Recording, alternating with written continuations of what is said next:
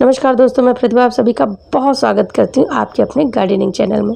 तो दोस्तों, इतनी तेज़ गर्मियाँ हैं, इसमें समझ में नहीं आता है कि पौधों को कैसा फर्टिलाइज़र दें। पौधे बहुत जल्दी जल जाते हैं अगर केमिकल फर्टिलाइज़र हम लोग दे रहे हैं तो कौन सा फर्टिलाइज़र दें कि जिससे पौधों में ग्रोथ भी बहुत अच्छी हो और उन्हें किसी भी तरह का नुकसान ना हो। ये मेरा चांदनी का प्लांट है, डबल पत्ती वाली चांदनी। तो इसकी पत्तियाँ ख़राब हो रही थी, सब पत्तियाँ देख लीजिए पीली पड़ रही थी और बड्स तो बहुत आए इसमें, पर बिल्कुल रुक नहीं रहे थे प्लांट में। छू लो पेड़ को तो भी 2-4 बड्स गिर जाते थे, हवा चलती थी तो गिर जाते थे, इतने कमज़ोर बड्स थे। सब गिर रही थी कलियां, फूल नहीं खिल रहे थे, पत्तियां सब पीली थी। देखिए सब पत्तियां पीली है नीचे की। तो मैंने ऑनलाइन काऊ डंग मैन्योर मंगवाया, सोचा शायद उससे अच्छा फ़ायदा हो, पर उससे कुछ भी फ़ायदा नहीं हुआ। केमिकल फर्टिलाइज़र मैं यूज़ नहीं करती हूँ।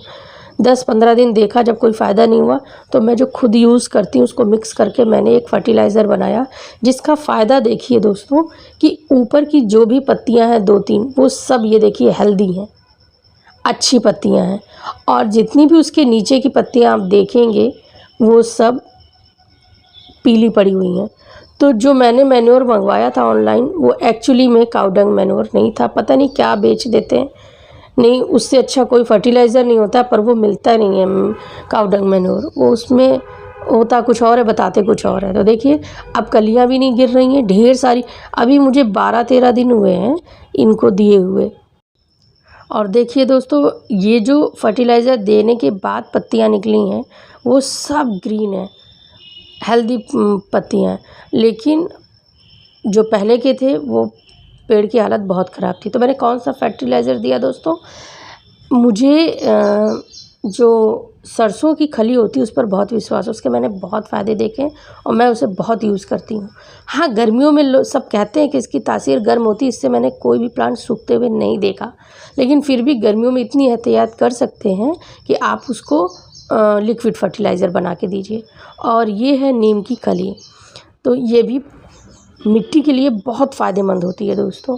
और तीसरा फर्टिलाइज़र है मेरा सीवीड फर्टिलाइज़र, तो ये भी बहुत फ़ायदेमंद होता है दोस्तों। देखिए ये जो हमारा सरसों की खली है ये एनपीके का काम करता है। ये बेस्ट ऑर्गेनिक एनपीके है पौधों के लिए, खासकर पौधे अगर फूल वाले हैं, फल वाले हैं या सब्ज़ी वाले हैं तो उनके लिए सरसों की खली बहुत फ़ायदेमंद है। और नीम की खली दोस्तों, पौधों में जो मिट्टी में फंगस लग जाता है या कीड़े लग जाते हैं, इन सब के लिए नीम की खली बहुत फ़ायदेमंद है और मिट्टी को बहुत अच्छा बनाती है।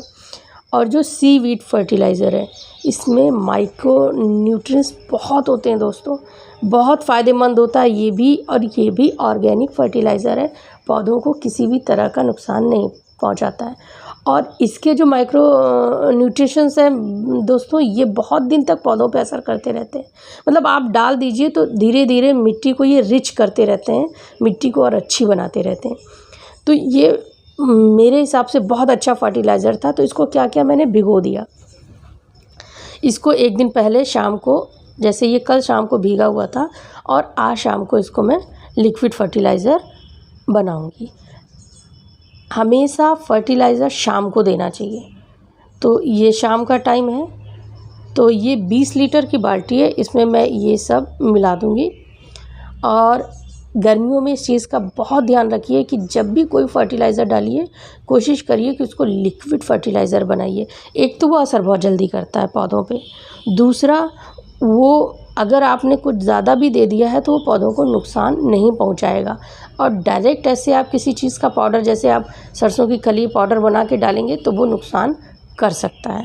हालांकि ये बिल्कुल 100% ऑर्गेनिक फर्टिलाइज़र है, ये पौधों को नुकसान नहीं करता है। तो दोस्तों, अब अपने गमलों के हिसाब से इसका रेशियो रखिए। जैसे 12 इंच या 10 इंच का गमला है तो उसके लिए ये आधा मग या आधा लीटर पानी बहुत है। पर जैसे बड़े गमले हों या ग्रो बैग हो तो उसमें 1 लीटर पानी आप डाल दीजिए। तो छोटे छोटे गमले हों तो और कम पानी, जैसा रेशियो हो। हालांकि ये ऐसा फर्टिलाइज़र नहीं है कि आपके पौधों को नुकसान पहुंचाएगा ज़्यादा मात्रा में डाल दें तो दोस्तों, आपकी गर्मियों में ये फर्टिलाइज़र ज़रूर यूज़ करिए।